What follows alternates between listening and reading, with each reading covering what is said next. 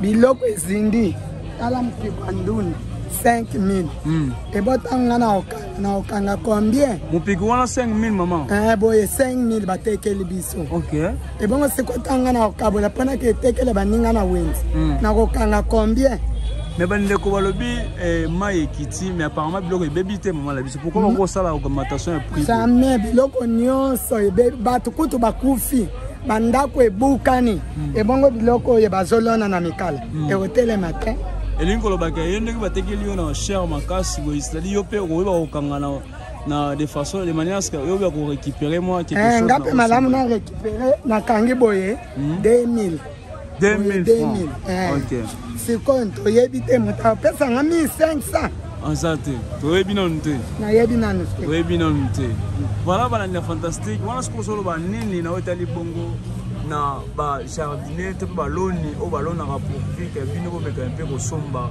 elingi koloba ni c'est-à-dire basali bango ne ba perdant ke bino yango bino zo sibika pour porter la pe bato zo somba bango bakolo bilanga balobi bakisi bazocha bazosoma na dollar emati makasi biloko ezokita te ye mpe ntango adepense ntango atie biloko na ya loni malamu ya atekela biso mpe cher. Fantastique Info TV, magazine au business. N'oubliez pas de vous abonner gratuitement. Merci.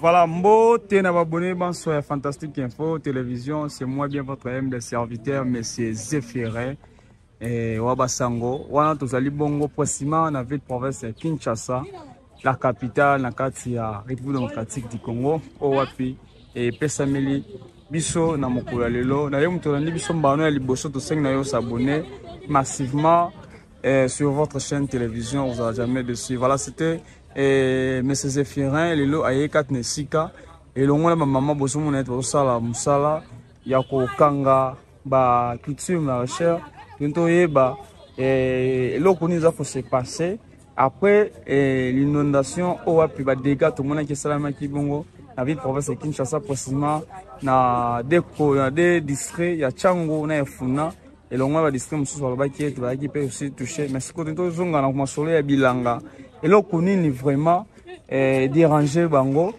baza toujours en bon état ou bien dérangement et aussi yamakasi. Voilà, mbote papa na biso. Mbote papa. Kombonan papa na biso, tala biso caméra.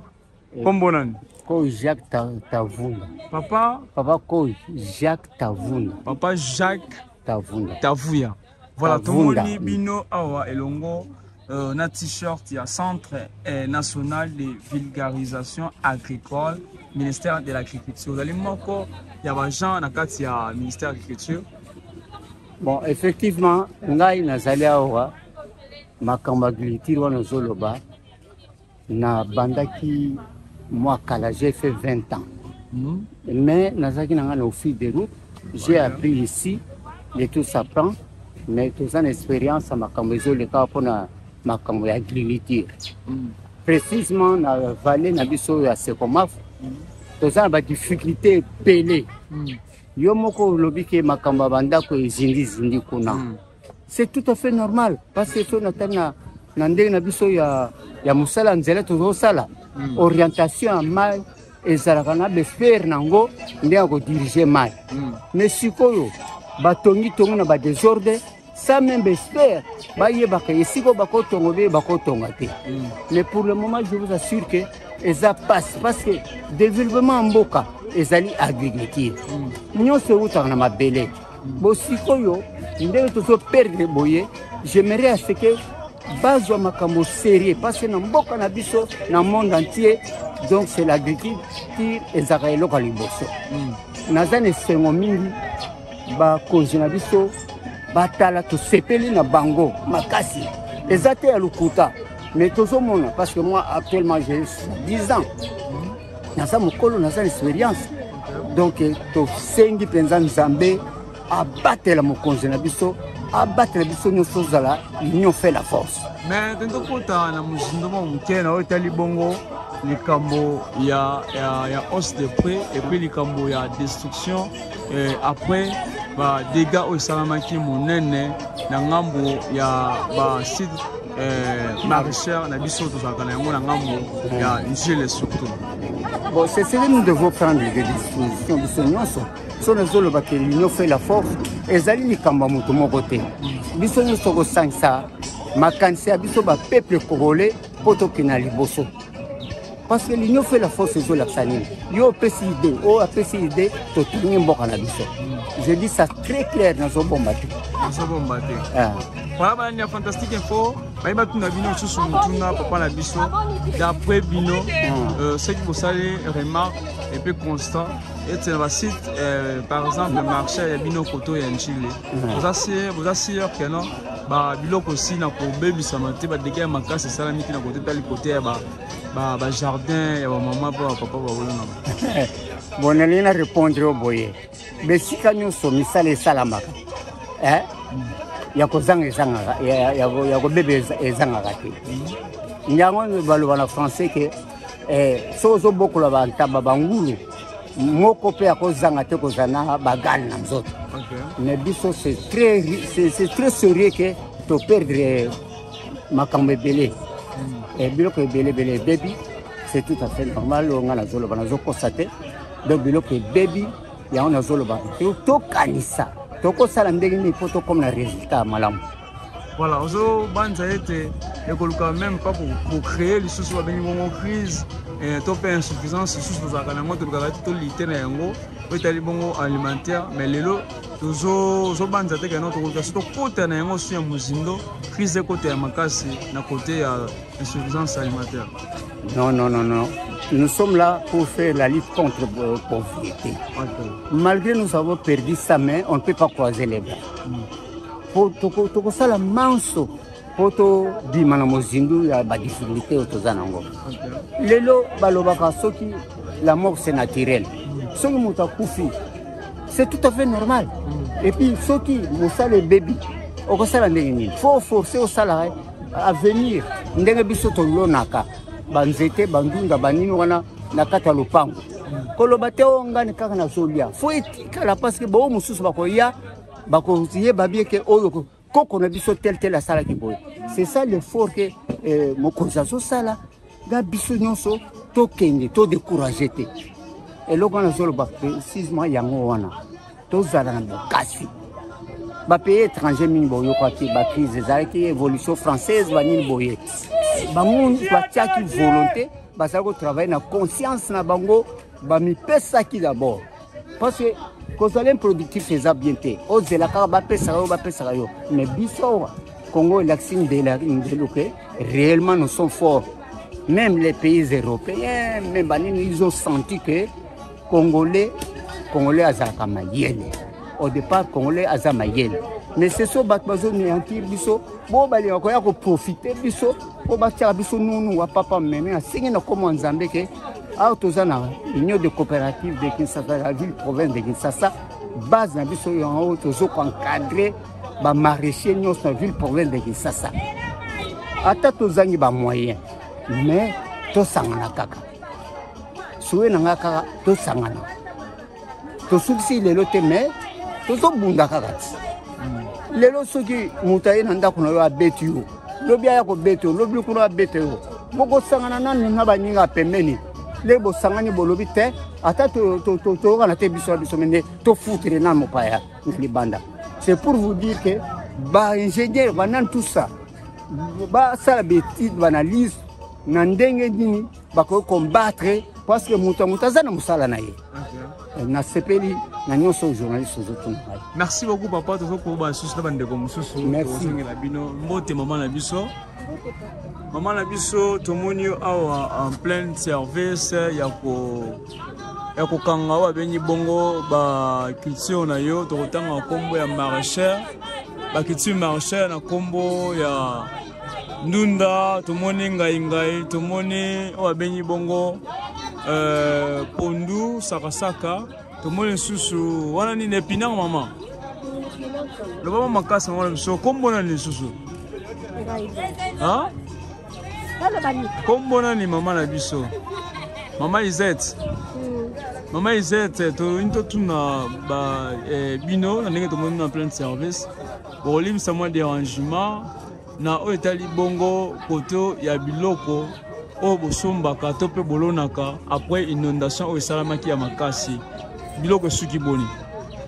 Papa bilanga ebili makasi tozoluka biloko eza te papa evangelio eza te biloko ezindi makasi. Voilà beaucoup plus par la fantastique info bozotala biso partout api bisika bonso zami bino oyo tomoni ezali bongo ngai koyeba te etuli ou bien bandeko na biso bakliyen baza te mbote mama na biso mama mbote ozoka soni bakaka kamera soni te. Voilà, toujours continuer kokoba lisusu kaka na ba mama na biso o wapi ba mama marcheur balula ko teka balula pe kolona malgré tout ba dégâts tout monde qui salamaki na ville province de Kinshasa na Chango na Moamba mais kasilo to somona ka ba mama baso ko ba ka se ko kwa ba luka mo kamwa biloko kufite mbote mama na biso nzala papa nzala na sansini mama na biso nzala na yo kanza ozoka nzala avant olobo pesinga mbona lie semana lobi simolie olobi voilà jina yo kozanga te mama na biso kombo nani bapesa anani mama ninga ha tozali bongo wapi tozana seko maf bona alobo pesinga mbona voilà tozana seko maf mama na biso ninga tel ça balandi ba fantastique info biloko nini oyo tekaka et puis na oyo lonaka ngana lona te ngana za musombi toyo kosomba bandunda bepina bapondu bangai. Ok, maintenant par rapport à ndenge otali na ndenge bosombelaka auparavant na ndenge lelo ba dégâts oyo esalamaki na ngambo ya la population ya Njili ya Limete Salongo Masina d'après bino na contenu bosombelaka biloko lingo ba biloko ezindaki te biloko ezindi tala mpiko nduni 5000 et botanga na okanga combien mpiko wana 5000 maman boye 5000 batekeli biso ok et bongo sikotanga na okabola pona ke tekele baninga na wenzi na kokanga combien mais bandeko balobi mai ekiti mais apparemment biloko ebebi te maman la biso pourquoi on sala augmentation ya prix jamais biloko nyonso ebebi bato kutu bakufi bandako ebukani et bongo biloko oyo bazolona na mikala et hôtel matin elingo lobaka yende batekeli yo na cher makasi bo isali yo pe okoyeba kokanga na de façon de manière que yo ba ko récupérer moi quelque chose ngape malamu na récupérer na kangi boye 2000 ok sikoyo toyebi te moto apesanga 1500 Anzate, toyebi nanu te. Nayebi nanu te. Toyebi nanu te. Voilà balanda fantastique. Wana sikosolo ba nini na otali bongo na ba jardinier te ba loni o ba lona rapporter que bino ko meka un peu ko somba. Elingi ko lobani c'est-à-dire basali bangone ba perdant que bino yango bino zo sibika pour ko tekela pe ba to zo somba. Bango bakolo bilanga balobi bakisi bazocha bazosoma na dollar. Dollar emati makasi.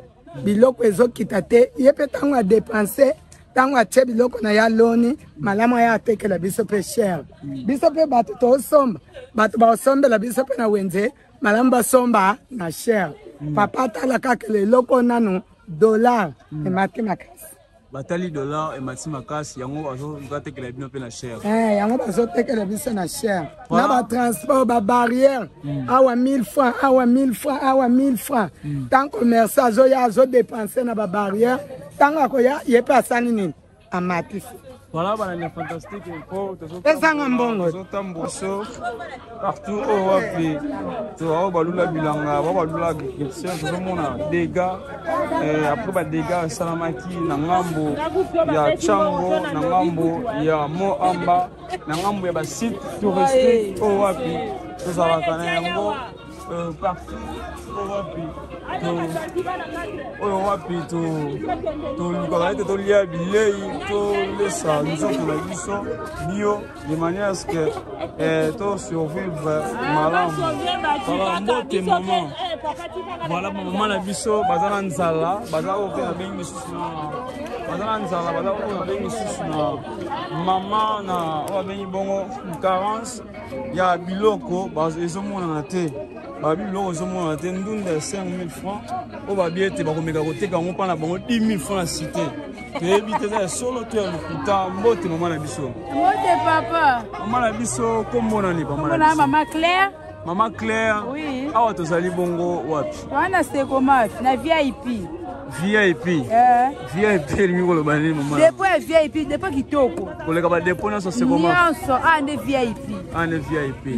Maintenant mais quand hotel Sabalandi ya fantastique, tout le monde so popola mabele makasi boyo. Ezala kaka boyo bieza suite ya ba dégâts, ba inondation au salami makasi.